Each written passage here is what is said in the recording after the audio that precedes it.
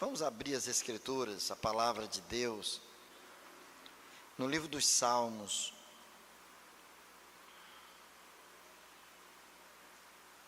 Salmo 119.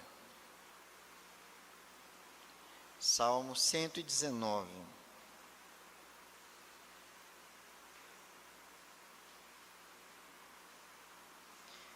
Nós vamos ler o verso 133. Salmo 119. E o verso é o de número 133.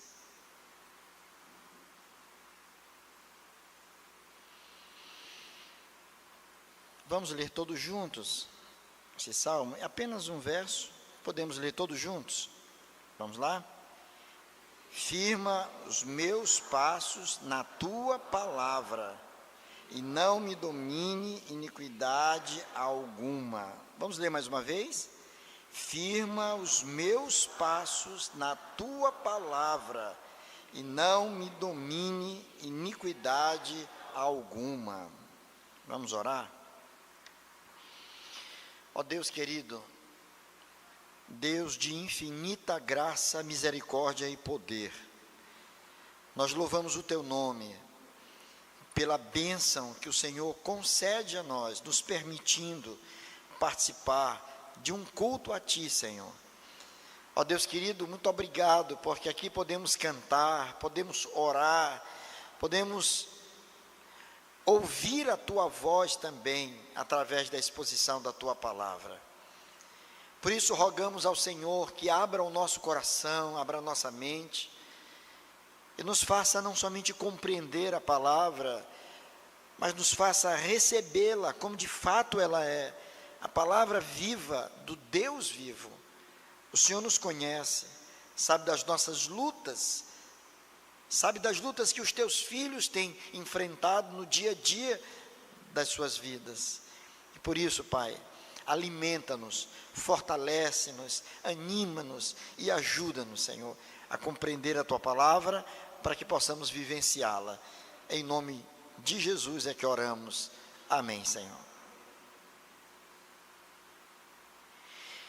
Queridos irmãos,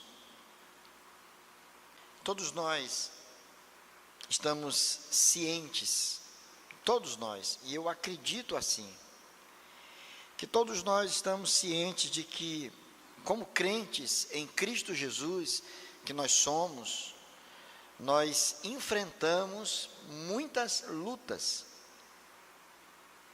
E todos nós, independentemente da idade, independentemente da condição social, independentemente do grau de instrução, ou da função que você exerce na igreja, todos nós enfrentamos muitas lutas.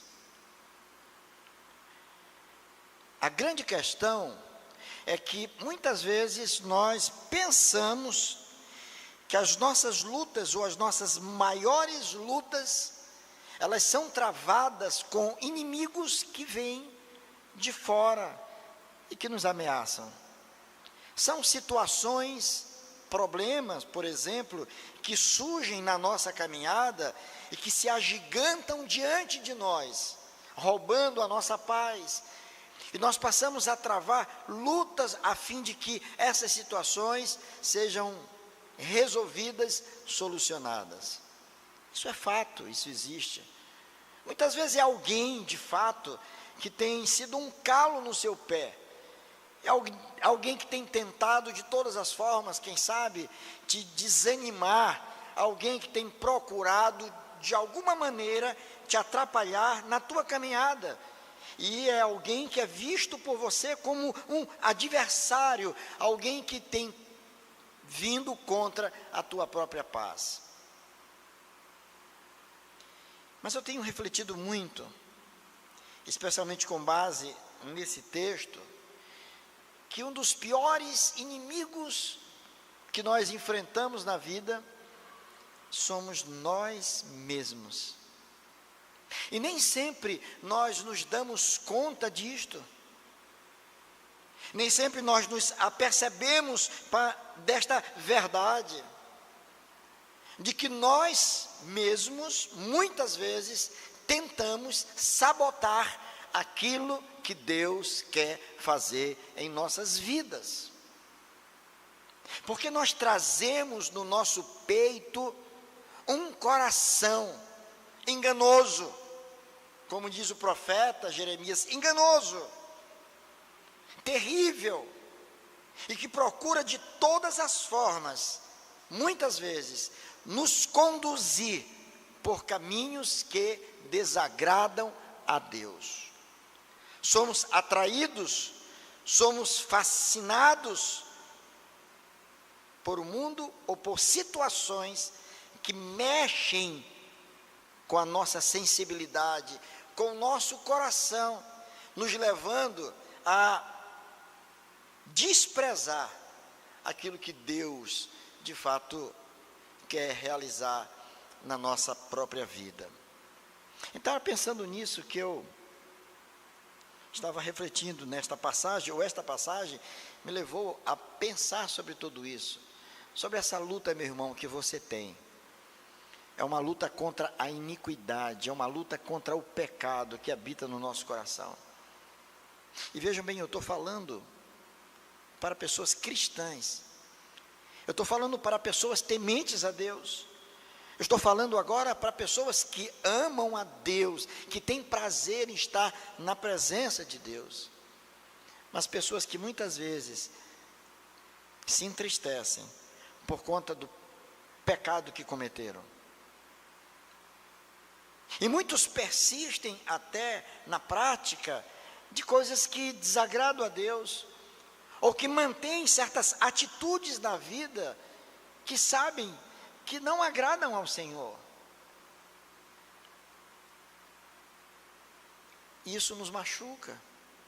Quem aqui nunca, ao orar, chorou diante de Deus, consciente do seu erro e dizendo para Deus: Senhor, eu sei que isto está errado, eu sei que eu não deveria agir assim, eu sei que não deveria pensar assim, ou sentir assim, acerca de pessoas queridas, mas é o que na verdade tem acontecido comigo, Senhor.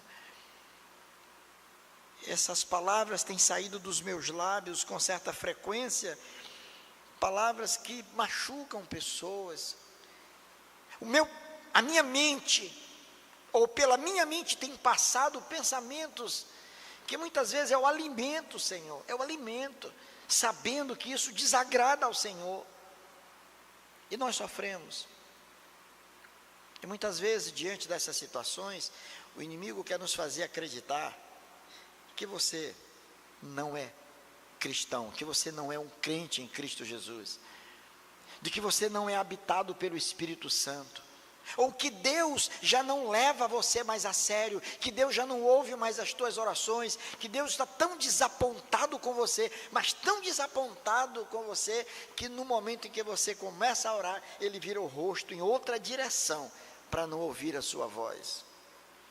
Muitas vezes nós pensamos assim, e pensamos de forma completamente equivocada, porque Deus jamais fica desapontado com qualquer pessoa, porque Ele conhece perfeitamente cada um de nós, Ele sabe das nossas limitações, Ele sabe que em nós habita um coração teimoso, Ele sabe que, embora lavados pelo sangue de Cristo Jesus, ainda carregamos conosco uma natureza pecaminosa, que muitas vezes insiste em nos fazer errar, para nos envergonhar, para nos entristecer e para nos afastar dos caminhos do Senhor.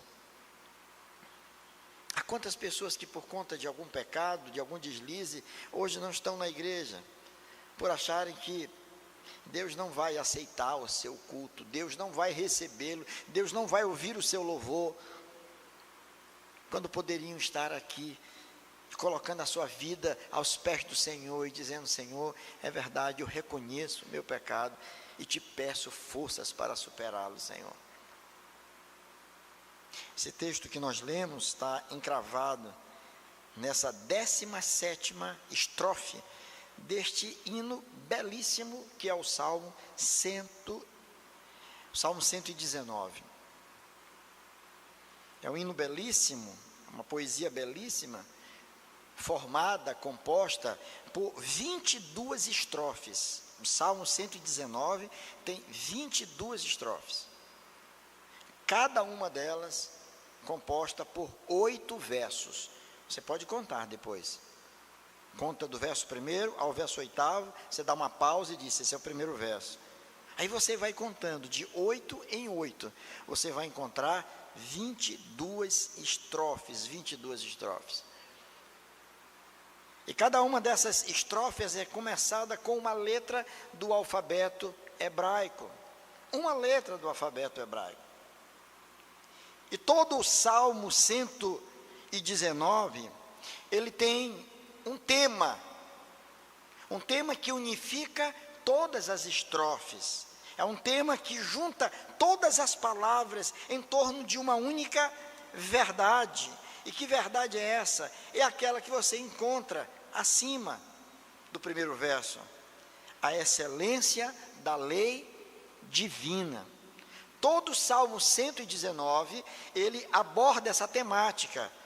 A lei divina, mostrando a nós como a lei, a palavra de Deus, ela é sobremodo excelente, como ela é extraordinária, como ela é maravilhosamente bela, maravilhosamente bela.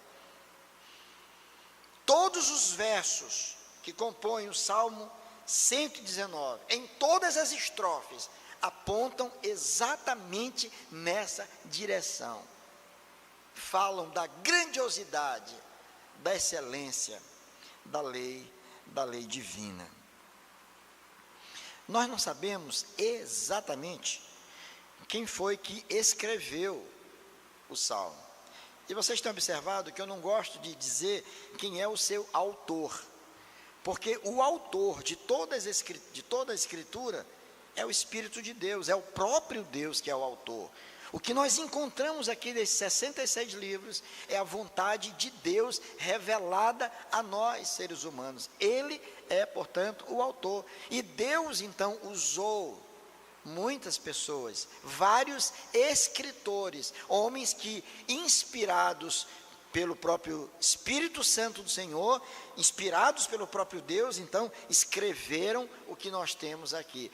Por isso, nós não podemos, de forma nenhuma, irmãos, desprezar nada que nós encontramos nas Escrituras. Talvez você vai encontrar algumas passagens mais densas, mais difíceis, e que muitas vezes te convidam a deixá-la de lado. Eu encontrei alguém assim recentemente, uma pessoa crente, que dizia, olha, eu não entendo, tem livros na Bíblia que eu não sei por que estão lá, porque eles são muito complicados. Por que o livro de Levítico está ali? Que bom, porque ela estava comigo no carro, então ela pôde ouvir ali uns esclarecimentos, não tinha como abrir a porta do carro e descer, porque eu não ia parar também, não é? Deixa eu te explicar. A beleza do livro de Levítico, por que ele está no cânon sagrado. Tudo que nós encontramos nas Escrituras é importante, revelam esse Deus maravilhoso e a vontade desse Deus soberano para as nossas vidas. É por esta palavra que nós somos exortados, que nós somos confortados, que nós somos animados a viver a vida que agrada a Deus. Essa 17ª estrofe começa com o verso 129 até o 136. E nós encontramos aí muitas verdades importantes, que nos levariam a falar aqui por horas.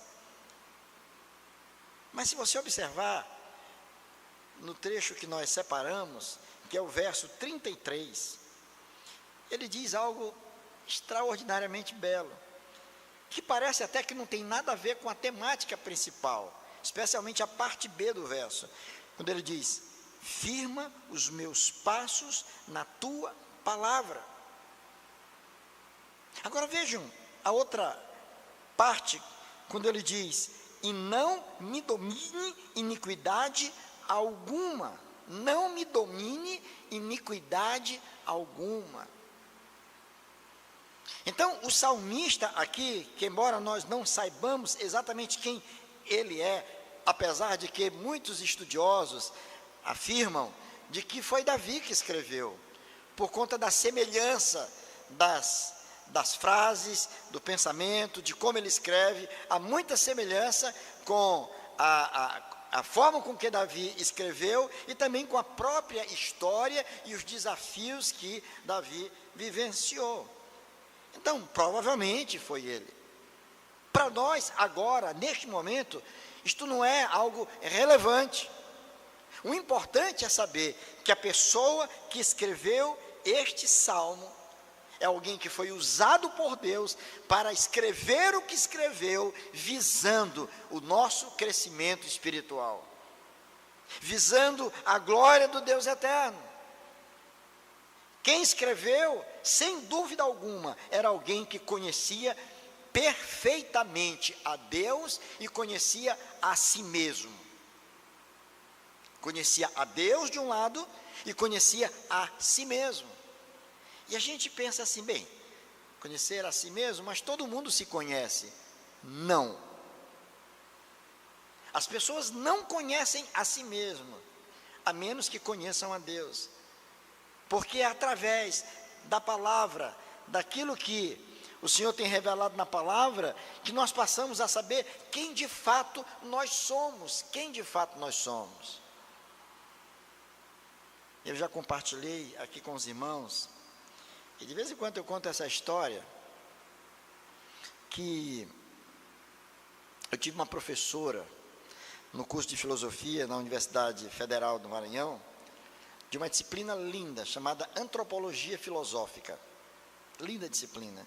E nós estávamos numa expectativa muito grande dessa disciplina por conta da professora, que era conhecida como cabeça.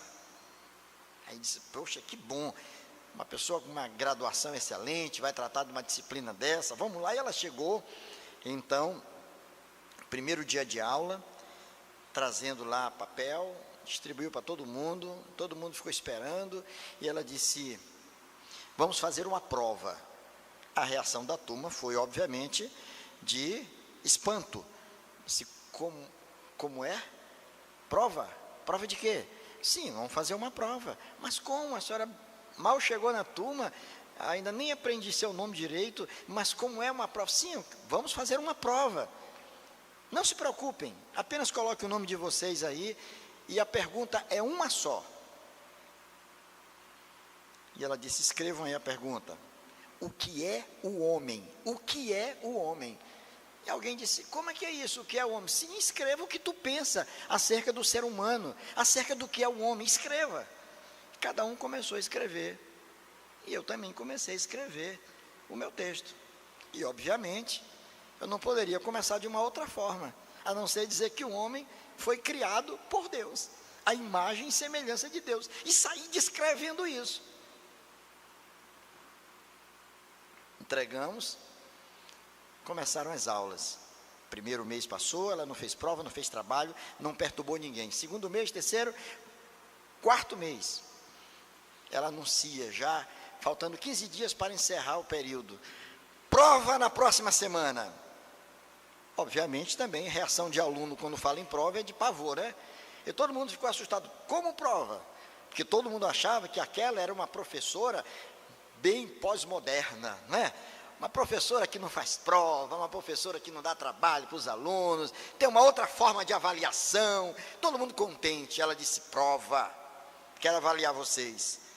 Podem trazer livros, apostilas, caderno, tudo que vocês quiserem.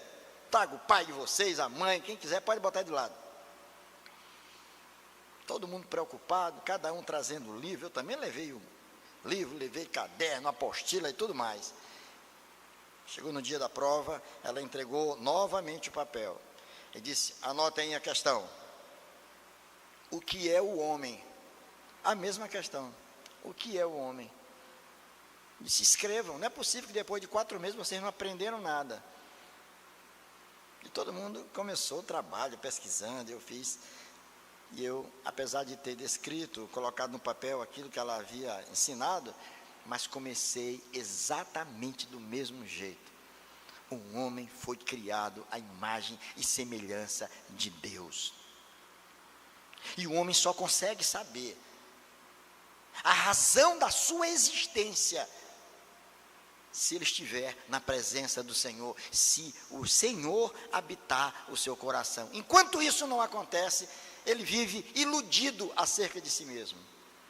Entreguei a prova, ela corrigiu as provas, depois me chamou, ela sabia que eu era pastor, ela disse assim: Antônio, eu disse: e aí, professora, tudo bom? Eu gostei da sua prova. Disse: foi legal, mas não concordo com você. Não concordo. E eu sabia, claro que ela não ia concordar comigo, porque não era uma mulher temente a Deus. Deus para ela era uma ficção, e o ser humano era uma construção social.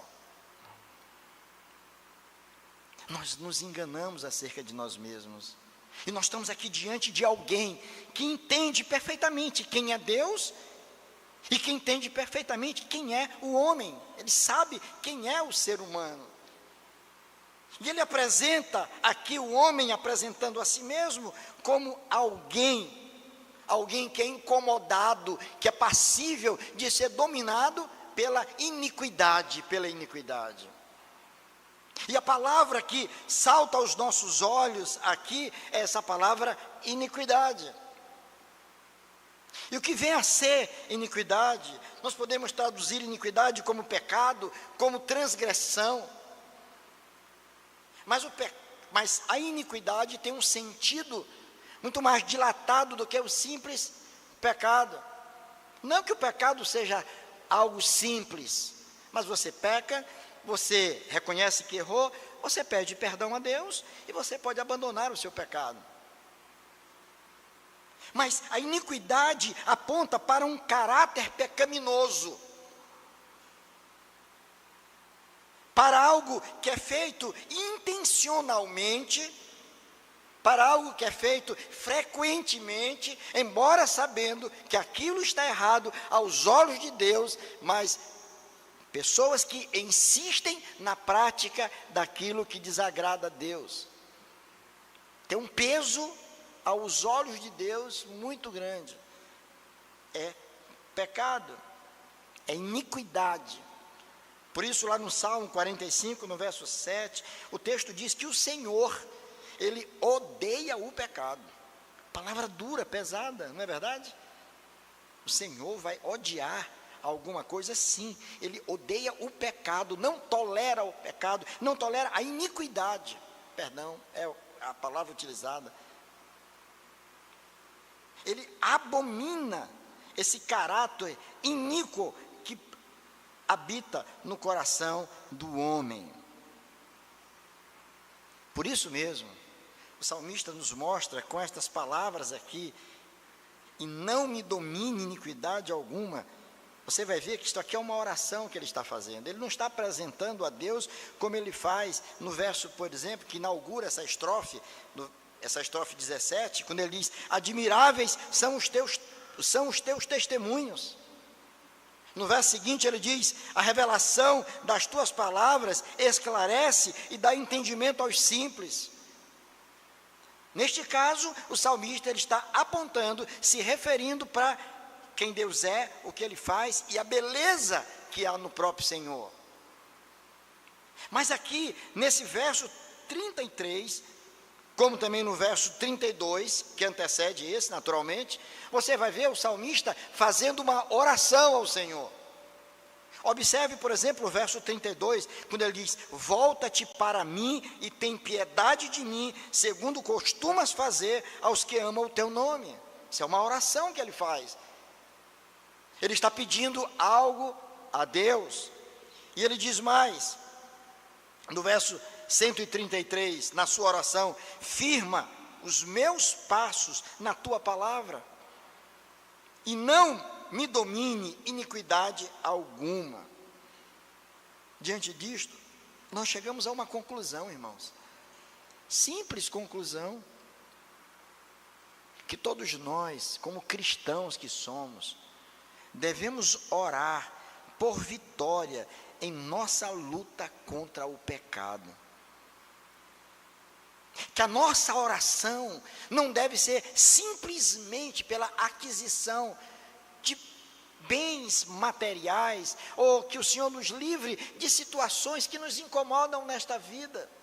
Podemos orar por isso tudo e devemos continuar orando. É alguém que ora e pede oração porque vai fazer um concurso, é outro que ora porque vai fazer uma prova, outro que ora pedindo a Deus a bênção porque vai fazer uma cirurgia, é outro que ora porque de repente precisa de uma oportunidade de emprego e vai fazer uma entrevista. E precisamos orar por estas coisas. Não estou dizendo que isso é errado fazer, mas a nossa oração precisa ir muito mais além do que isso. Entendendo que nós estamos numa verdadeira guerra contra o nosso próprio coração, que nos leva tantas vezes para longe de Deus. Nós precisamos orar por vitória em nossa luta contra o pecado, nos voltar para Deus, nos quebrantar diante do Senhor e dizer: Senhor, aqui está alguém que tem pecado conscientemente, alguém que tem caminhado muitas vezes na iniquidade, meus pensamentos têm sido iníquos, Senhor, eu tenho alimentado na minha mente pensamentos iníquos, no meu coração tem parado sentimentos iníquos, Senhor, que eu sei que estão errados, Senhor, que não estão certos aos teus olhos. Por isso eu te peço, Senhor, me dá vitória sobre tudo isso, Senhor, me ajude, Senhor, para que eu possa vencer essa luta. O inimigo tem me machucado, porque consciente da gravidade dessas coisas, eu tenho andado envergonhado diante do Senhor, eu tenho me entristecido diante do Senhor, e até acho que o Senhor já não ouve a minha voz, e nem aceita o culto que eu presto a Ti. Nós devemos orar, irmãos, pedindo a Deus, assim como o salmista. Precisamos pedir a Deus: volta-te para mim, Senhor, olha para mim, Senhor, tem misericórdia da minha vida, Senhor. Muitas vezes nós nos achamos vítimas de todo um sistema que nos machuca. Precisamos fugir de tudo isso e dizer: Senhor, o que mais me machuca é a teimosia do meu coração, porque eu sei que ela me afasta do Senhor. Eu não posso continuar caminhando desse jeito, Deus, porque eu estou entristecendo o Teu Espírito Santo. Ajuda-me, para que mesmo em meio às minhas lutas terrenas, eu possa desfrutar de uma paz verdadeira, por saber que no meu coração não reina a iniquidade. Devemos orar. Sabe por quê? Porque nessa atitude de orar, nisto aí, vai uma revelação importante. Isto, em primeiro lugar, revela o desejo de ter uma vida correta aos olhos de Deus. Uma pessoa que faz uma oração como essa que o salmista fez, me leva a entender de forma muito clara, de que era alguém que desejava ter, na verdade, uma vida reta aos olhos de Deus.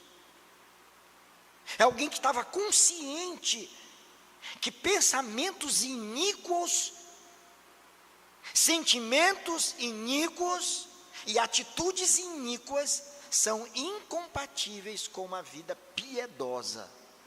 Não dá para continuar professando a fé em Cristo, alimentando em nossa mente, nos nossos corações e nos nossos atos situações de iniquidade. Então, quem fez essa oração chegou a uma crise muito grande.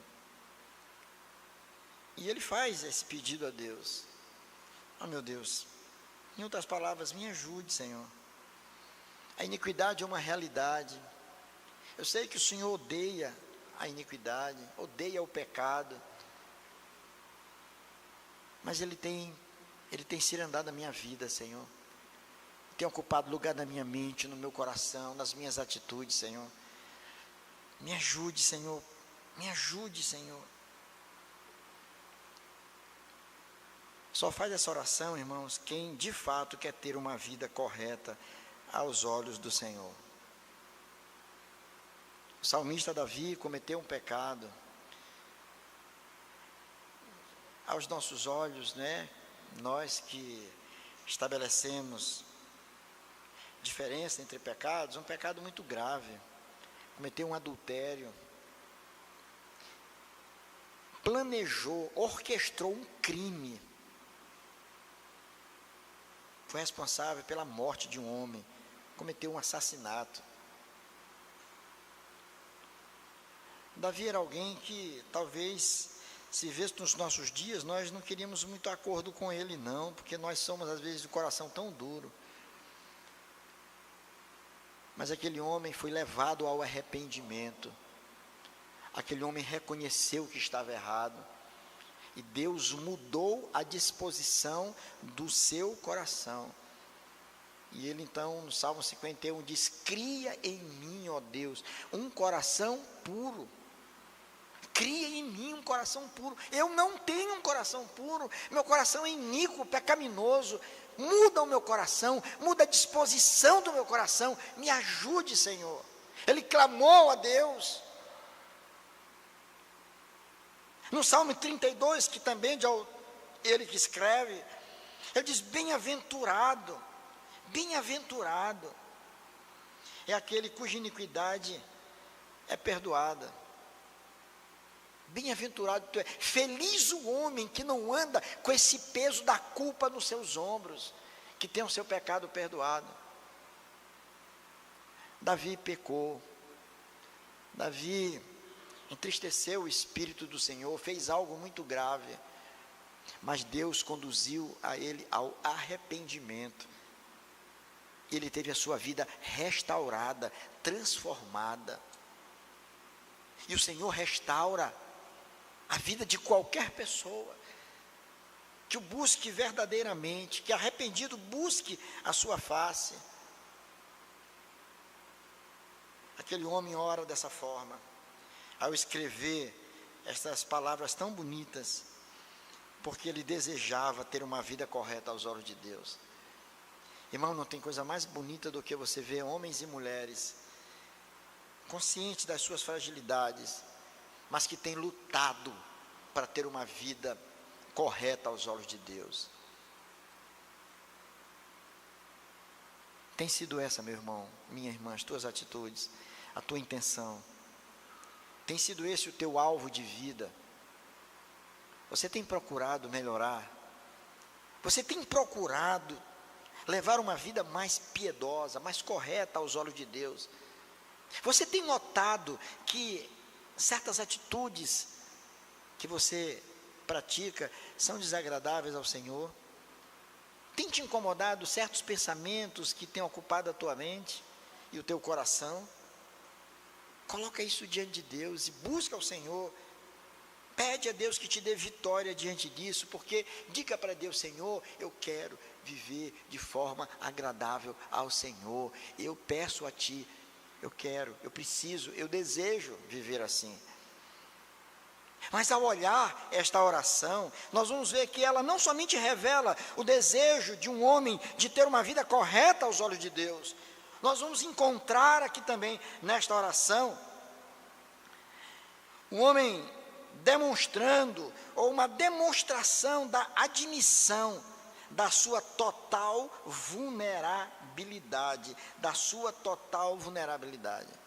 É alguém que, embora desejasse ter uma vida agradável aos olhos de Deus, mas por outro lado ele reconhece que ele é vulnerável, que ele mesmo não tem condições de alcançar. É alguma coisa grande demais para ele. Ele não sabe como chega lá, e por isso ele clama a Deus, ele pede a Deus. Olha a expressão que ele usa: e não me domine a iniquidade. Irmãos, uma coisa é pecar, é transgredir. Outra coisa é ter prazer no pecado e na transgressão. É ser dominado pela iniquidade, ser dominado. São pessoas cujas mentes estão completamente embotadas. Seus pensamentos são terríveis. São pessoas que estão com o seu coração tomado por sentimentos reprováveis. E pessoas que não abrem mão disso. Sentimento de vingança, mágoas. Mentes povoadas por pornografias.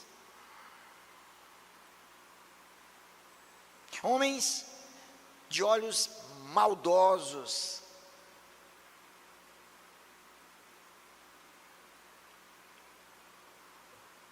Nós somos todos vulneráveis. Todos nós estamos sujeitos a sermos dominados, irmãos. Por isso eu digo, temos que ter cuidado, porque nós nos tornamos presas fácil na mão do inimigo. Ele sabe da nossa vulnerabilidade. E ele procura de todas as formas nos dominar, nos manter cativos. Ele até permite que você venha para a igreja, ele até permite que você cante, ele permite até que você oferte, que você dizime. Mas ele faz tudo para que o teu coração não esteja plenamente nas mãos de Deus.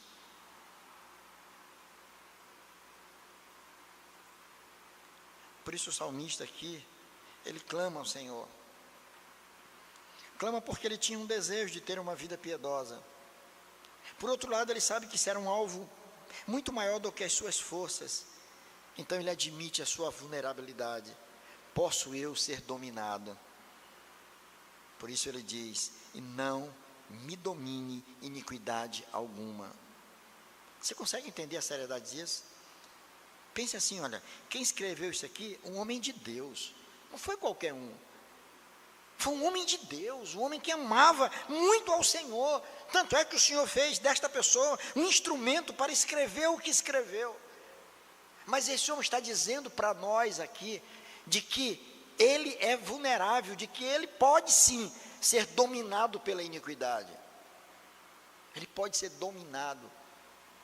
Ela pode invadir o seu coração, a sua mente e sabotá-lo completamente.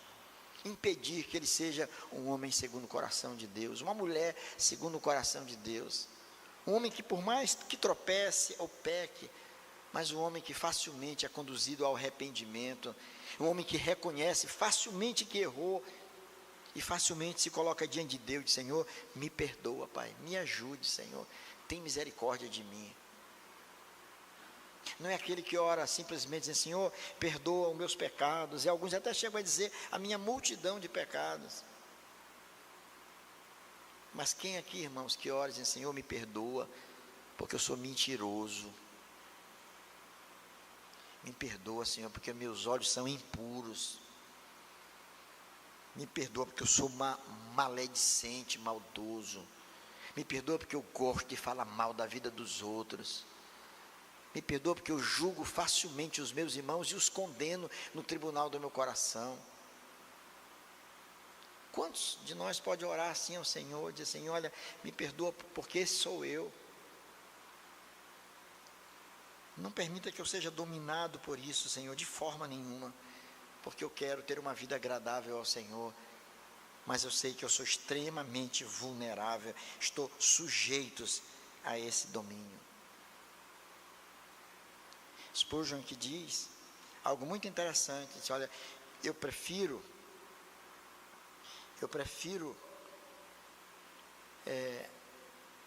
passar minha vida toda aprisionado pelos homens, do que apenas um dia preso pelo pecado. Sabe por quê? Porque o pecado ou a iniquidade afasta o homem de Deus. Paulo esteve preso várias vezes, mas ainda assim desfrutou de comunhão com o Senhor. Os verdadeiros presos são aqueles que estão cativos pelo pecado, que pensam que estão soltos, pensam que fazem o que querem, que fazem o que gostam, de fato gostam de fazer o que fazem, porque os seus corações estão longe de Deus, não tem discernimento, não tem força nenhuma. para sair de situações que eles mesmos sabem que não está correta. Então esta oração, ela revela o desejo de um homem de ter uma vida correta aos olhos de Deus. Ela demonstra a admissão da total vulnerabilidade de um homem que quer viver uma vida agradável a Deus. E por fim, esta oração sinaliza a total e absoluta dependência de um homem que quer agradar a Deus e que sabe que é vulnerável. E por isso mesmo ele busca recurso no Senhor. Ele não faz promessas a si mesmo: eu vou mudar, a partir de amanhã eu vou ser um homem diferente, vou ser um pai melhor, eu vou ser um marido mais amoroso, vou ser uma esposa mais amorosa, eu vou ser alguém completamente diferente, a partir de amanhã eu vou mudar. Não muda, porque nós mesmos não temos a força necessária para isso. Nós temos que buscar em Deus essa força, exatamente o que o salmista está fazendo aqui. Firma os meus passos na tua palavra. Então agora ele volta para a palavra de Deus. Só é possível isso se você se deleitar na palavra do Senhor, se você se volta para ela, se você faz dela a sua única regra de fé e de prática, se ela toma conta do teu coração, se ela povoa a tua mente, Deus vai usá-la para purificar a tua vida e para transformar você num homem, numa mulher que viva para a honra e para a glória do seu nome. O que precisa um homem que está longe de Deus? Ainda é Spurgeon que conta uma história muito interessante, num livro pequeno dele. Ele diz que, imagine uma criança, ele conta uma situação, imagine uma criança pequena, jogada numa sarjeta. Uma criança pequena jogada numa sarjeta, toda suja, faminta, ferida, triste, desprezada, abandonada. Estou imaginando essa cena? Numa sarjeta qualquer, você passa no seu carro e você olha uma criança jogada nessas condições subhumanas. E ele diz nesse livro: eu pergunto a você, pega uma folha de papel, pega uma caneta, escreva agora aquilo que você entende que essa criança precisa. Tente fazer esse exercício mental agora, um deverzinho aí, pega uma caneta, pegou a caneta mentalmente? Pega uma folha de papel. Então você vai escrever nessa folha aquilo que você acha que aquela criança jogada, desprezada, suja, faminta, abandonada, ela precisa. A Spurgeon diz: faça isso, faça a tua relação do que ela precisa, e eu direi com uma única palavra o que essa criança precisa, com uma só palavra. Ele diz: sabe do que ela precisa? Ela precisa de uma mãe. Só isso, é de uma mãe. Porque se ela tiver uma mãe, ela não estará mais abandonada. Se ela tiver uma mãe, ela estará sendo cuidada. Se ela tiver uma mãe verdadeira, zelosa, amorosa, vai dar amor, vai dar alimento, vai cuidar dessa criança. Ela está abandonada, falta-lhe uma mãe. E ele pega tudo isso para mostrar que, de fato, o que nós mais precisamos é de Deus na nossa vida. O que nós mais precisamos é de Deus. O que nós precisamos é que o Senhor possa nos ter em seus braços. Talvez você diga: o que eu mais preciso é de melhorar meu casamento, melhorar minha condição financeira, eu preciso de um trabalho que me valorize mais, eu preciso ter amigos mais fiéis a mim, mais honestos, que eu possa confiar. E o que Spurgeon quer dizer: tudo que nós precisamos é de um Deus verdadeiro, que nos ampara, que nos guarda, que nos tira de toda essa situação, que limpa a nossa mente e o nosso coração, não somente nos tira da sarjeta, da sujeira, mas um Deus que tira a sujeira da nossa mente e do nosso coração. Ele é um Pai que nos ama com amor eterno. A nossa luta, irmãos, a nossa luta é muito grande. Eu sei que você tem lutado. Eu sei que muitas vezes a tua mente tem passado pensamentos que você não gostaria que tivesse. E alguém já disse que nós não podemos impedir que um pássaro voe sobre a nossa cabeça. Os urubus estão lá nas alturas, não tem como impedi-los de passar por cima da nossa cabeça. Mas ele diz também, você pode impedir que esse mesmo pássaro faça um ninho na sua cabeça. Aí é diferente. Os pensamentos podem passar, mas muitas vezes nós estamos permitindo que eles façam ninhos na nossa cabeça. Façam ninhos na nossa cabeça. Por isso nós temos que nos voltar para Deus. E fazer como fez o salmista e dizer para ele, volta-te para mim, Senhor, no verso 132, e tem piedade de mim. No 133, que é o texto que nós estamos analisando, ele diz, firma os meus passos na tua palavra, isto é, coloca debaixo dos meus pés uma base firme, que eu possa me manter de pé.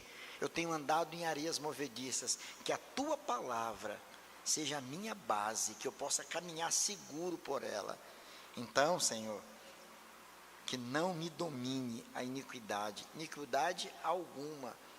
Quando ele diz alguma, ele fala sobre a variação que há desse tipo de iniquidade. Ela é multiforme, tem muitas formas, e nós podemos estar caindo em uma delas, e podemos estar sendo escravizados por elas. Que Deus nos dê graça, irmãos, que você jamais deixe de orar nesse sentido. Continue orando por todas as outras causas que você tem orado, mas comece a orar pela pureza do seu coração, comece a orar pela pureza da sua mente, da sua alma, e peça para Deus, e diga para Deus, Senhor, eu sou vulnerável, porque eu sou um ser humano, eu sou assim, tem misericórdia de mim, Senhor, me ajude, porque eu desejo ter uma vida agradável ao Senhor. Busque a Deus nesse sentido, clame a Deus, e você desfrutará de uma verdadeira liberdade, que é aquela que faz com que a gente ganhe uma certa autonomia ao ponto de dizer, não, o Satanás está me oferecendo o pão, mas eu posso fazer como Jesus, dizer, não. Jesus foi tentado, o nosso maior exemplo, mas o pecado, a iniquidade não o alcançou de forma nenhuma. Que nós possamos ser assim também. Que Deus nos dê graça, irmãos. E que você não se sinta inferiorizado, porque de repente tem pisado na bola. Não se sinta diminuído, porque você tem consciência de que tem tropeçado, de que tem pecado. Apresente-se diante desse Deus maravilhoso, que te ama com amor eterno. É aquele que te comprou por um alto, sublime preço, e jamais vai permitir que nada te roube das suas mãos. Que Deus nos abençoe, em Cristo Jesus. Amém.